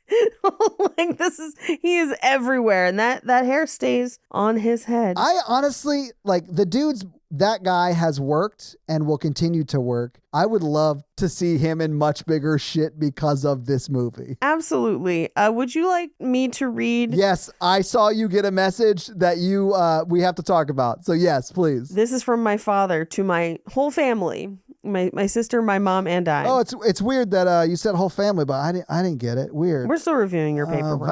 I asked Mom why they say European instead of Europissin. She just nodded her head, still searching for the best way to communicate. Thanks, Dad. I hate that everything I hear about your dad makes me love him more. Like I just like want to spend more time with that man. He on Instagram sends me his favorite videos of dummy drops all the time. Just such a delightfully weird, fun human. I love that man. Love it. Love it. Anyway, she's at work. He's in the basement. He finds the ornaments, and she never decorated for Christmas. And then he finds more pictures of her husband. And this is where we get the worst Photoshop I've ever seen, because and they close up on it. Literally, her face is blurred into his neck. It almost looks like it's melting. It's the craziest photo I've ever seen. Paige, this is like a Photoshop thing that is like sometimes hard to nail, but they do it so wrong it's funny. And if you look at the face part of her face, the perspective on her face is not actually the perspective of the head her face is on. Yes. So it just looks wrong. Yeah, it's all wrong. Almost uncanny valley wrong. Yes. And because of that, you're like, yeah, I mean, the signs were there that he had cancer because he looks cobbled together in this photo. Right. Yes. Anyway, the Photoshop is terrible and it's funny. Well, the only thing funnier than that Photoshop is what happens immediately next, because he's like flipping through the photos and then he gets to the medical chart and it is in Comic Sans or whatever. Weird, cute font. And I screamed. I was like, what is happening? And then she arrives home with some clothes. And mercifully, thankfully, thank you, filmmakers, he's like, oh, great, I'll change right now. And I was like, yep. And they let him get whole zipper down, almost completely shirtless, before she's like, oh, no, by yourself. Go change on your own or whatever. Yeah, we don't change in front of people we don't know very well. It's like, you don't do that. Yeah, you don't do that. You could do that, though, but like, you don't. Sure. Sure, right. But she's like, hey, did you steal these? And also, did you streak? And he's like, yep, I did do that. 100% did that. Yeah, that's my bad. Is that illegal? I didn't know what that was. I'm a day old. Yeah, I'm a day old. Don't worry about it. But also, I learned how to make eggnog and pizza from TV. And he's like, when was the last time someone made you dinner? Which is something that like men say in romantic comedies all the time. But I love that hers is like, every night I work at a restaurant. The chef makes me dinner every night. Yeah. She's like, I can't remember the last time I cooked something for myself. Yeah. Because I bet the only time she really cooks is when she's like cooking at work because they're busy or whatever. Right. And that's always for customers. And then when it's slow and she can eat, the cook who she pays to cook cooks for her, right? Right. Like it actually made sense to me that she like wouldn't do that really. Right. But then we get to the most bonkers because he's like, continuing to like make the pizza and she's drinking the eggnog and he just goes, out of nowhere, what's cancer? Paige. Like a child in a grocery store. I literally wrote in my notes, you know what's not sexy? The main actress having to explain to the other main sexy male lead what cancer is like he's 5 years old. Well, yeah. I mean, literally like a kid in a shopping cart being like, Mommy, why doesn't he have an arm? Like that kind of vibe is what it felt like. But like that dude definitely heard you say that. Yes, that's exactly what I mean. Anyway, she's like, that's what happened to my husband and he died. But like, apparently it took him quick, so he didn't have to suffer long. But like, I've been kind of struggling with it. And like, he repaired the house, but I don't know how to do it. And he's like, log that away for later. But he makes her put the pizza in the oven because it's too hot. Well, I like that he's like, I do not like the oven. And then you see the oven has a Post-it note on the front of it that just says hot. Yeah. And that he put there. That he put there. And then he eats cold pizza and she eats hot pizza. And they eat on the couch while they watch footage of Hawaii. And he's like, Hawaii, like, I want to go. And she's like, it's really hot. Like, we probably can't go. And then he's like, oh, and he goes to hug her. And it's very of mice and men. Like, it's a lot. Like, he squeezed her very tight. You're like, calm down, Lenny. Like, you careful. Oof. She's fragile. Careful. She's fragile. And, like, she's like, hey, I'm not much of a hug. Okay, all right, cool, boundaries. She's like, tomorrow, just lay low. But he notices the roof is leaking, and he's watching this old house because apparently he lives in my house with me and my husband. And so he gets up the next day, and he's just, like, shirtless repairing the roof. Like, thank you.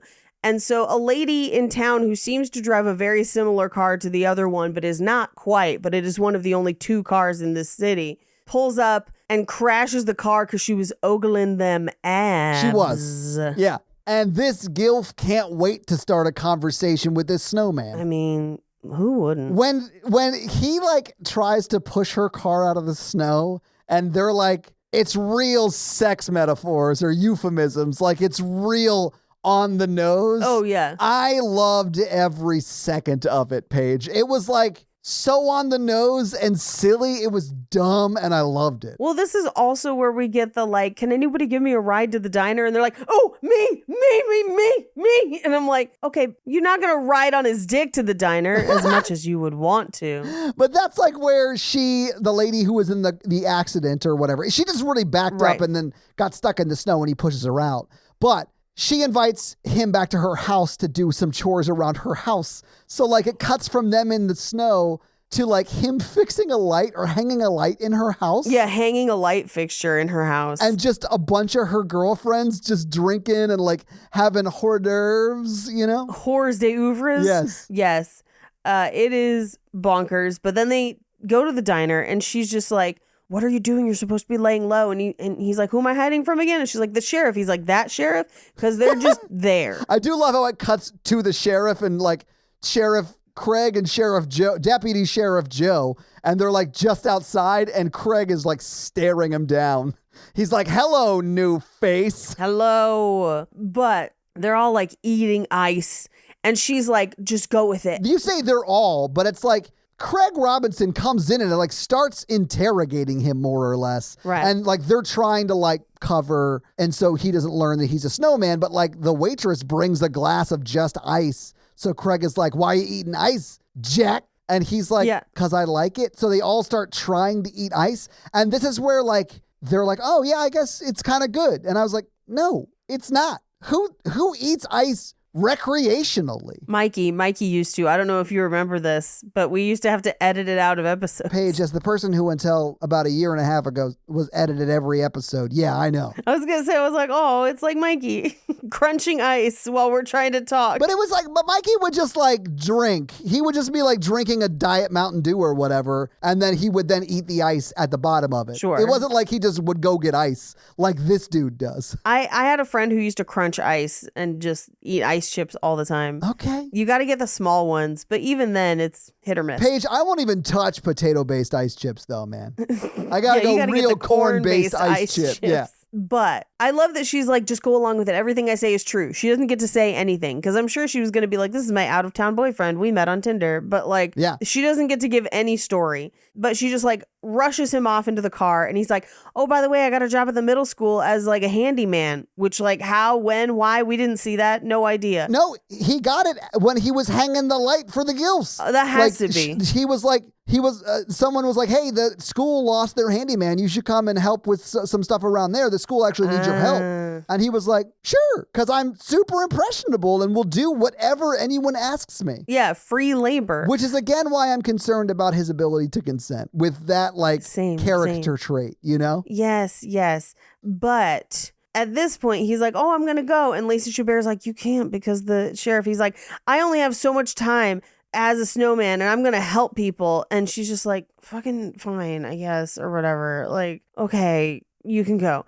So he goes and we get like a montage of him just like helping around. Like he fixed and decorated the whole house, which I really wanted. As she came home and realized the entire house was decorated. Yeah. I wanted a music stinger like that scene in Sleeping with the Enemy where she opens the cabinets and all the cans are turned. Yeah. Like that's what I wanted, but instead she was like, oh, and he like fixed the broken step. I mean, he fixed up like almost everything except for the heating, right? Because he doesn't want the heating to work because he'll die. Right. But like he fixed the step, he fixed everything in the house more or less. And she's like, where did you learn to do this? And he was like, I learned it from watching the TV. Yeah. Which that's an insane thing to say, but Yes. sure, whatever. And she's like, oh, great. Thank you. Well, that's the same way Sir Cole learned about slang was on the TV, if you remember correctly. This is basically the same movie, except instead of a crone with an amulet, it's just a scarf. It's a scarf. Yeah. What I wanted her to say in response to that, you know, it was instead of like, oh, I mean, thanks. But instead of watching like HGTV tomorrow, just watch the DVD Secretary. It's right here. Look, I'm going to give you this box set of Outlander. Outlander was my tag on the joke page. I'm not even joking. I wrote, or mention Outlander.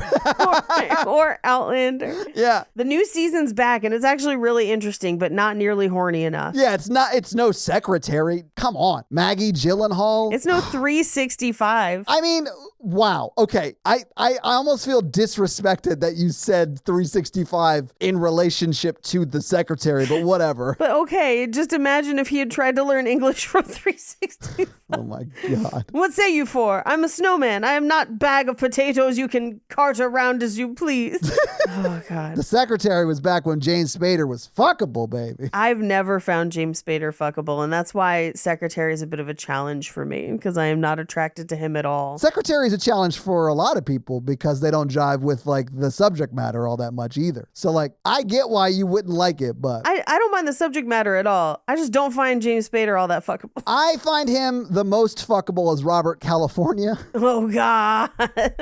Anyway, so we get a montage of him working at the school and around town and all the kinds of stuff. And she like goes to pick him up at school and he like knows all the kids' names. Mind you, it's been like, we will find out at the end of the movie, it's been like 2 days. Yeah. Like this montage occurred over like a day and a half. This is how I know it's Canada. This guy's 2 days old and he was already able to get a job. I know. Anyway, she's like, what is, you know all these kids and everything. He's like, yeah, I like working and, everyone's nice to me. And she's like, well, yeah, you're good looking. He's like, you think I'm good looking? And I'm like, yeah. Look, they don't not have mirrors in Snowland or wherever you're from. It was almost like he didn't understand the concept of what that is really, like that he is hot, or whatever. And he does like genuinely, I think, sell in the scene that he's like, no, I think you're a hot dude. Like, you look great too, Joe. Oh, that's a later scene, but that also, Oh, that's right. You're right. I did find that fun, though. Yeah. I feel like he just doesn't understand the concept of beauty, though. Or like that's like a social construct, maybe. He like lives outside of that because he's been a snowman until 2 days ago. Yeah, he gets aroused by icicles. Anyway, so she basically is like, sorry, I didn't mean to lead you on. I didn't mean to say, I was just trying to illustrate a point, but like my life is a mess since Paul died and everyone knows it. And I don't think I can love because I don't love myself. And I was like, that's too much meaning for a Netflix movie, but fine. It's also too much meaning to bake in this late and this quickly. Yes. Meanwhile, they drive to the town square and the glass for the new window is there because he ordered it on her computer with her credit card because he's been committing credit card fraud. Casually. And it's never addressed. Never addressed. And she's like, it's fine. And I was like, oh, I'm glad that you had enough room on your credit card for a giant expensive window. That's good for you. I guess you really are living large with your weird diner and should definitely be able to afford $2,000 later if that's the case. When she can't get $2,000 out of the safe in her restaurant, I was like, yeah, there's no way she's not maxed out on the credit card she just bought that window on. I mean, let me tell you this. When I last worked in retail, at any given time, we had $2,500 on hand. Not necessarily in the safe. That was spread across registers as well. Yeah, but sure. that didn't even account for whatever money we had already made that day. In cash. Yeah. In cash. So like, yeah. Anyway, he goes in to like talk to the two people at the antique store and he's like, I did it. I was alone. I was naked, but I wanted to make it right.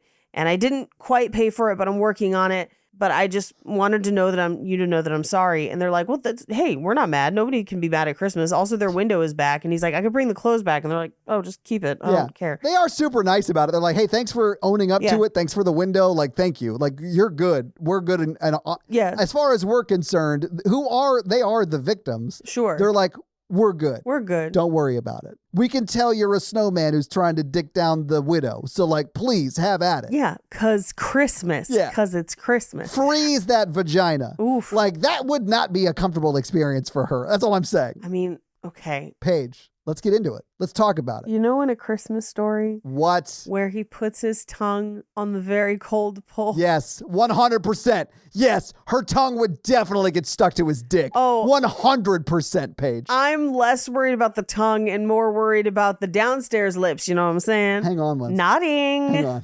Hang on. I also have a follow-up question. Great. When he gets too close to heat, he starts to melt. Mm-hmm. So, like, would his tongue just, like, melt? Like, would his dick melt during? Yeah, I think so. She would friction his dick off. But you know how like sometimes when you lick a popsicle and it gets all pointy?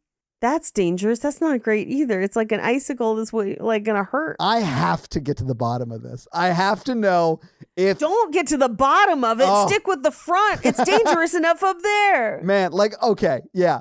You could just reshape the tip of it into anything you want because you just like mold it. Yeah, gross.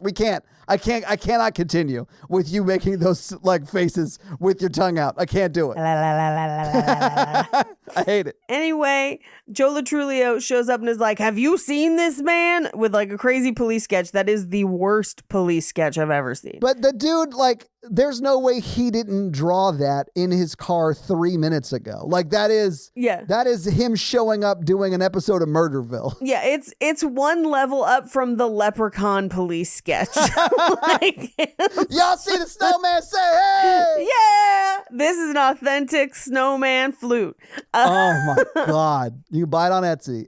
But Paige, is this where she's like trying to get him to come in and have some food? Yeah, have some soup. Yeah, and he goes, and she asks, she's like, how does soup sound? How does a soup sound? And he takes it so literally, so genuinely. I love him so much because he's like trying to like make the sound a soup might make if you're like dropping a spoonful of soup back into the soup. Yeah. And it was so funny to me. I like paused it, rewound it, and like watched it again. I had a moment where I was like, what is he doing? And then he's like, but if it was a thicker soup, it'd be more like plop, plop, plop. And I was like, oh, how does soup sound? Yes. And that's what I mean. Like, and she's like, would you like some soup? Oh, yeah, definitely. There's no way that script wasn't say this and let him riff. You know what I'm saying? Yeah. I also love that, like, meanwhile, the sheriff goes over to the antique store and they're like, yeah, see, he replaced the glass. And he's like, yeah, but you can't replace the pane. And they're like, no, he did the whole pane of glass. Yeah. Oh God. Anyway.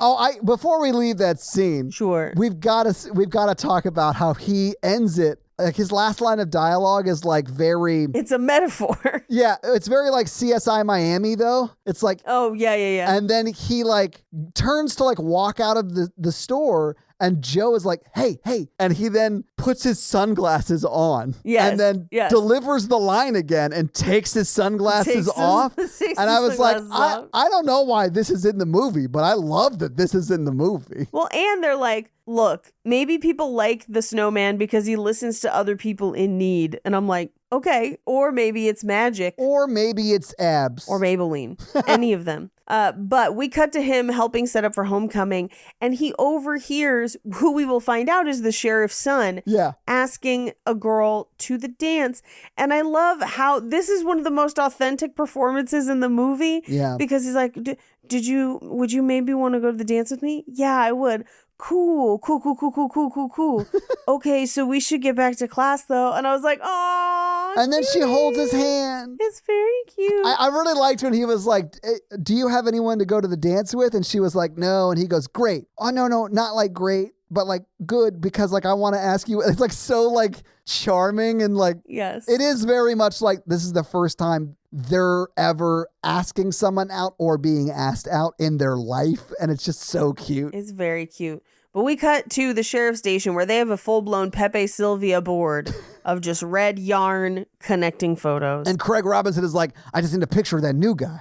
I got a picture of everything, and I know how everything connects. I just need a picture of that new guy. And then the new guy walks in. Jack's like, hey, guys. Hey, it's me, Jack. And they're like, would you like a picture? Boy, would I. Yeah.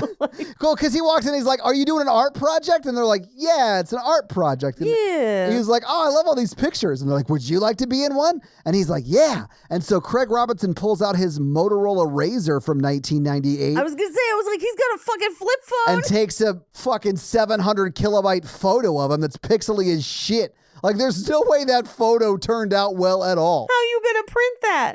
Anyway, but he's like, I wanted to talk to you, Joe Latrulio. I have identified you as my attractive mustache friend. And like, I want to take whatever Lacey Chabert's character's name was. I don't remember. Kathy. I want to take Kathy out on a date, but I've never been on a date before. And Joe Latrulio was like, seriously? You're like really hot. And he's like, no, you're really hot. How do I know she wants to kiss? And they lean in and I'm like, make out. You two should make out. Why not? Do it. This movie's weird enough already. It is weird enough. But He also teaches him how to dance. And I was like, okay, all right. So he gets home and is like, hey, how was your day? And she's like, yeah, well, it was a weird day. And he's like, shut up. Do you want to go to the dance with me? Honestly, Paige, this is a red flag. A little bit. Yeah. A little bit.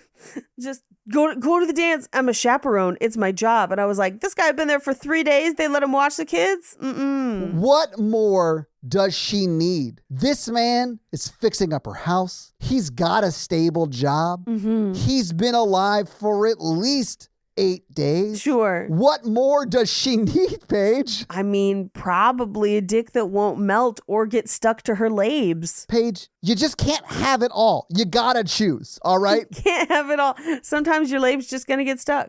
Anyway, she's like, but if we're going to the dance, we need to get you some new clothes. So they go on a shopping montage and she buys these little snowman earrings and he like pretty womans them. And I was like, no. No, they pretty women him. That's what I'm saying. Oh, yes. Yeah. Yeah. Like, so he puts his hand in there. I thought they were like cufflinks. I guess they might have been earrings. Oh, maybe they are cufflinks. I thought they were earrings. They were displayed like earrings. They were. I honestly don't know, though. No. She's not wearing them later. She's wearing the necklace, though, that he gets her. Although we don't even see him get that in this scene. But Cufflinks make a lot more sense. Well, I think he ordered it online for her. well, that was the necklace. Whatever's in this Yeah. scene, I think it was cuff. I honestly don't know, though, Paige. I think it has to be cufflinks. That makes more sense. Like, he's not, I don't know if he's wearing French cuffs, but like cufflinks make more sense. But who knows? But they find stuff for him to wear. She gets dressed up in the finest dress they could find at Target. And then he's like, hey, I got you something else online. And it's one of those light up jewelry boxes again. I had never seen one of those before Netflix started putting them in everything. And now they're in everything. But it's a little snowflake necklace. Yeah. And he's like, it was really expensive. And she's like, stop, I'm keeping it. I want to keep it because it's her money. And she bought it, but whatever. Yeah, she definitely should keep it. She bought it. Yeah. She bought it. He's like, you don't have a Shane Company credit card. You've got a friend in the diamond business. You've got a friend in the fraud business. The Shane Company in Novato and Cupertino. But they go to the dance. There's an ice sculpture. And he's like, I'm like really nervous, but he like asks her to dance. He gets the other kid to ask like his date to dance. Yeah. And they're like 2 Bible widths apart. Yeah. And I was like, this is some very Mormon shit. But then they get closer and I was like, all right. And he's like, maybe the heat's worth the risk. And I was like, yeah, it is. Take it off. Paige, I will remind you, this man is 8 days old. Well, okay. It's Poor Things, the Christmas movie. I know, it's really, but anyway, they learned a whole dance somehow in a day and a half. So he and all the kids dance, but he's getting really sweaty and he's getting really like hot and maybe he's going to melt. And that's when I had the craziest question of all. And Todd, are you ready for it? Yes. Do you think he has to wear the scarf during sex? Paige, I know he does. It's his protection. No, Paige, I think he always has to wear the scarf. Yeah, I know. I mean, not at the end, but like, yeah, because I think it keeps him alive. Sure, after her true love, Yeah. brings his body to life, I guess. I don't think he needs it at all. But I think the whole movie, he does have to be wearing it. And Paige, yes, I do think he holds it up with his carrot. Yeah. You know, like, you guys know the towel joke. Like, if you've ever had a penis or a boyfriend, you've seen the towel joke. Of course. Yeah. Everyone's seen the towel joke. It's like We're that. all familiar. We watched it in that Amy Schumer movie when when John Cena did it. And you know what? Thank you. Thanks, John Cena. Oh, you mean when they used a hand towel? Whatever. I'm rocking a beach. Anyway, she takes him outside to cool off and they kiss, but it's like cold. And then he says something way too emotionally deep for a Netflix movie where he's like, look, I know that you've already been hurt by being left behind by someone you love, and I don't want to leave you behind again, and I don't know how long I have. Yeah, because Paige, they don't kiss in that scene. They get very close. Close. He backs away. Yeah. And that's why. He's like, the last person you fell in love with died, and not because they wanted to, but left you, and you've been very sad for a year. Right. How terrible would it be for me, a man who, listen, is just trying to get his jingle balls off, and then he's off to melt and float up into rain and just precipitate onto the next town. Yeah. So like he knows ultimately he's going to die and hurt her too and doesn't want to do that. It's actually like the only sweet thing in the movie. Yeah, he doesn't want to nog her eggs and then leave her, and then 9 months later she gives birth to a weird snow baby. Oof. Like, yeah. Oh, you mean Santa? Our Lord and Savior Santa, the Christ, the Claus, sorry. If that baby came out, red hat and all.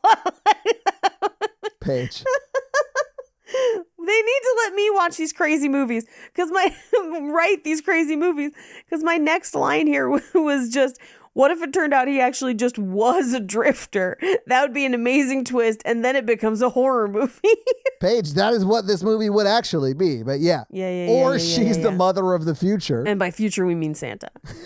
Anyway, meanwhile, Craig Robinson's like, that ATM got a camera, so I have him on camera streaking. But we cut to the next night, Christmas Eve, where they're doing like potluck at the diner. And even though he's hot and he's got all the fans on him, he wants to see everybody and wants to like enjoy people because he loves everyone in town. Yeah, he's a real extrovert, you know? Yeah, the sheriff shows up and they're like, we're going to arrest him anyway. And he's like, don't worry, I'll go talk it over with them. It'll be fine. But as the sheriff is leaving, the townspeople are like, but he's different from us. And he leaves anyway. Which, like, okay, at that point, the town hasn't revealed to Kathy, our main character, that they know he's a snowman and she needs to get on board with that fact, you idiot. Because, like, when they say that he's not like us, she's like, what? What? And they're like, bitch, he's a snowman and has been since Jump. This whole Are you time. not watching the Did you not get the script for the movie we're filming? Yeah. Like, what's it's so happening? funny to me because it is very much like, man, we've known this whole time you're a snowman. It's cool, man. This whole time. It's cool. Love it. Don't worry about it. It's the most supportive outing I've ever seen. Yes. And so, like, he leaves to go to the sheriff's office, and the whole town is just like, he's a snowman that came to life. Duh. Didn't he look familiar? Duh-doy. It's Christmas. Duh. Duh. You remember old Aunt Agatha, the lady that carved the snowman? That's his mom. She's right here. Yeah. Oh my God. If it just turned out that was like the person who carved him was like took on a motherly role Mrs. in the Claus. movie. Oh my God, Paige. What? Okay. Stop. In league with that one elf that wants to be a dentist. Don't trust him. Don't trust him. Anyway, they're like, we got to go get him out of prison. And meanwhile, or jail, they're fingerprinting him. He ain't got no fingerprints. And she shows up and she's like, he's super sensitive to heat because he's a snowman. And they're like, bitch, you crazy. Because, like, obviously. And she's like, I'm going to find that $2,000. He's like, well, I'm going home. It's Christmas Eve. I'm just going to leave him here for 2 days with no food or water. Torture. Or access to a toilet. That's like Geneva Convention shit right there. Yeah, you're violating the Geneva Conventions, Craig Robinson. But listen, if you saw his like 3.5 hour show in Nashville, you know that man has no respect for the Geneva Convention. And I have so much respect for that.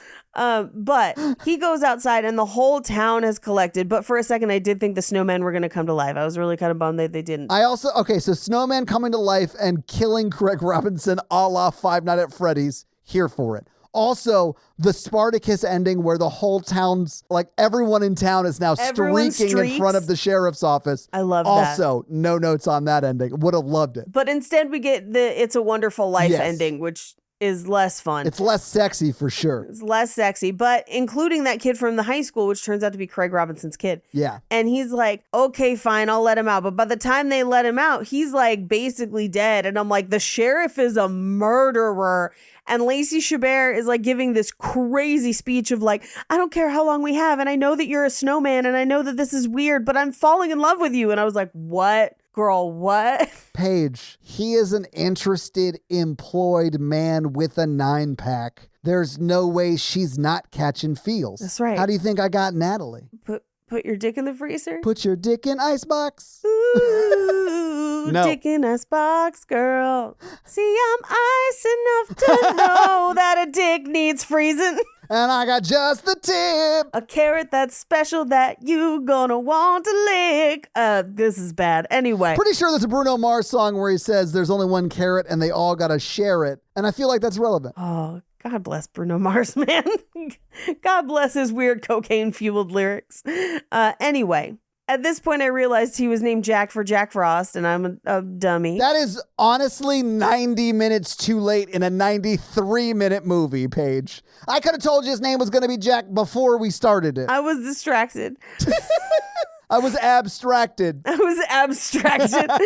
But she kisses him and he comes back to life and he's like, oh, I'm actually cold because he just magically turned human. Hang on, Paige. Uh-huh. We have to talk about the fact that Craig Robinson brings him out dead, and she gives this speech and she stands up and Craig Robinson walks over and says, I didn't believe. I'm sorry, I didn't mean to kill him. I didn't believe. Yeah. And that to me was the funniest line of dialogue I've ever heard, because it was a sheriff casually admitting to murdering a snowman. Like, and he's admitting guilt? It was insane. Anyway, in response to that, she not only doesn't acknowledge a line that was probably dropped in a voiceover later on, Sure.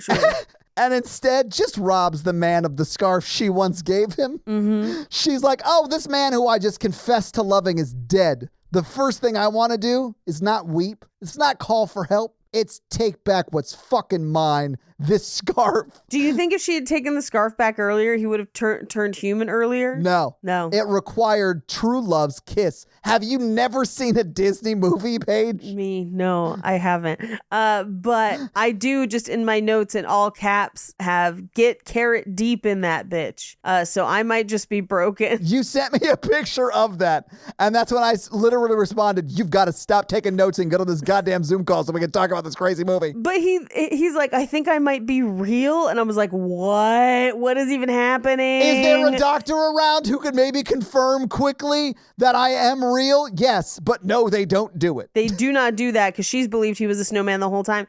But also, they celebrate Christmas together. And I'm like, so he's just a human in this town with no papers and no documentation. Paige. And they're like, we're going to Hawaii. And I'm like, how you going to get on the plane, bitch?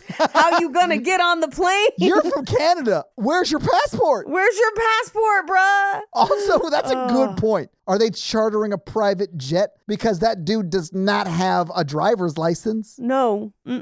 Anyway, Craig Robinson sings a song about the town and then there's bloopers. And that's the movie. Paige, having seen the movie, having talked about the movie, what did you think about Hot Frosty? Ooh, I think I actively got stupider and I enjoyed every second of it. Is it good? No. Should you watch it? Yes. And I think maybe it's because he seems like he's a 12-year-old with a head injury the whole movie. Yes. That I don't really want them to even kiss. Like, I'm glad she's there to take care of him. Sure. But like, at the end of this movie, I was glad that the only way they got laid was with the flower necklaces. Well, that's if they made it, because they got to get all of his documents on time. They actually are wearing the leis on their way to get turned down at the airport for him to get on the plane. Which is weird. You're supposed to get them there, not wear them to whatever. Paige, it's been a year. She can't wait to get laid, okay? It's finally warm enough. But yeah, I mean, it's not a good movie. Should you watch it at Christmas while you do something else? Absolutely. Yes. Absolutely, you should. 100%. You should watch this while crocheting a scarf that looks eerily similar to the scarf in this movie and give it to your not as in shape husband, which I'm not saying that's what Natalie did, but the scarf in my hands right now is the same color, same width, same length. I'm just saying I definitely should start hitting the gym more, apparently, is what I'm... Todd, are you a snowman? Is that why you need the layers? He's as cold as ice. Paradise. Yeah. I love also the imagery of, like, I just want to see a side-by-side shot of the Christmas Story tongue stuck to the pole, and then, like, her tongue stuck to, like, a flesh-looking pole. Like, you can't tell because you can't see the base or tip. You're just like, what is that? Here's what I want. I want the tongue stuck to the pole and then them in bed and him on top and being like, I'm sorry. And her being like, no, don't move it. Don't pull. Oh, man. The implications of this movie are gross, I think is what we're getting at. And that makes me not find it really sexy. But Paige, do you have any fun facts for us? Yes. Oh, wow. Okay. I wasn't really expecting that because it's a very new movie. But Paige, hit us with your fun facts. Snowballs, fun facts. So I covered some of these because some of them are very noticeable, namely that the shot with Lindsay Lohan where she's like, oh, that looks like a girl I went to high school with. Also, the first time we see her, Jingle Bell Rock is playing, which is, of course, what they dance to in Mean Girls. There's also the reference to the Queen of Aldovia. We kind of covered all of that. However, what we did not cover was that Dustin Milligan, who plays Jack Snowman, said he drew inspiration from Will Ferrell and Elf, which I think is very close. And yes, that is very clear. In fact, when we first started watching this, Natalie even said he's doing a little bit too much Elf. He's a little Elf. It's not bad, but it's a little bit too much Elf. It's a little Elf. But also Daryl Hannah in Splash, Jennifer Garner in 13 Going on 30, and Tom Hanks in Big. I would say nailed all of that, but all of those characters are playing characters that are like young, like they're like childlike in nature. Yes, young in heart and mind, yes. Which is not sexy. No. The snap of the jewelry box is a reference to Pretty Woman, obviously. Yeah. So at one point, Jack says, cool, cool, cool, cool, cool, cool. One of the catchphrases from Brooklyn Nine-Nine, yeah. in which Craig Robinson and Joe Latrulio starred.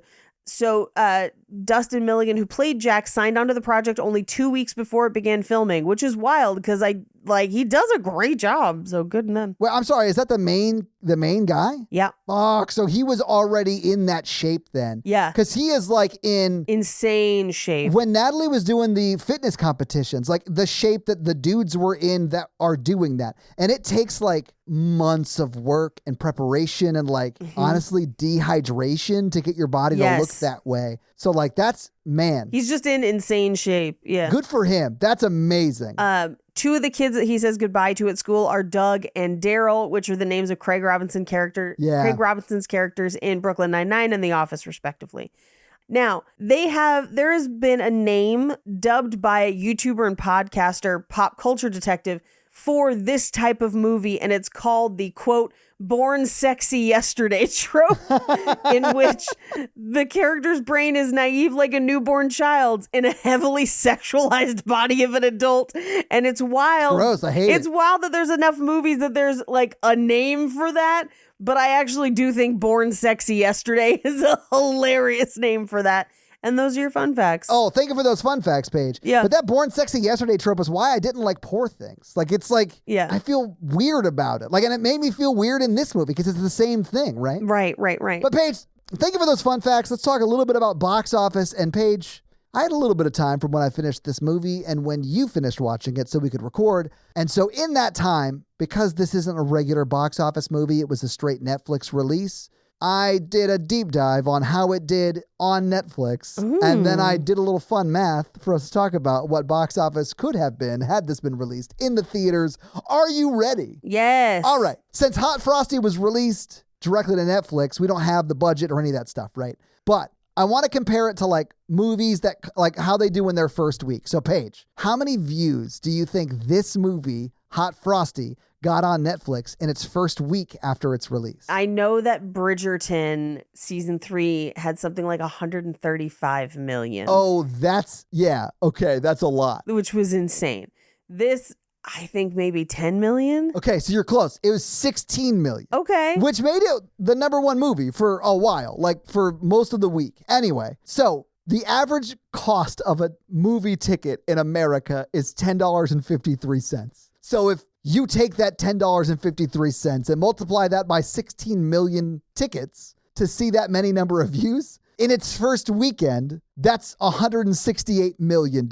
Now, I'll say this. You shouldn't take those numbers at face value because I don't think everyone would have seen this in theaters. Exactly. The barrier to entry to watch a Netflix movie is way lower than going to see a movie in the theater, go to buy popcorn and candy and sit down and enjoy a movie in the very place that the medium of film was specifically created for.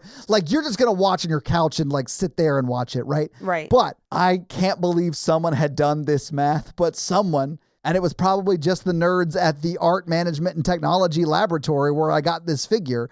But studies indicate that if movies that are released to Netflix were released in theaters, the drop-off rate between the viewers who would watch it on Netflix versus the ones who would actually go to the theater and see it is around 63%. Okay. So that 16 million, I'm just going to do the math for you because it's easier if I just give you the numbers.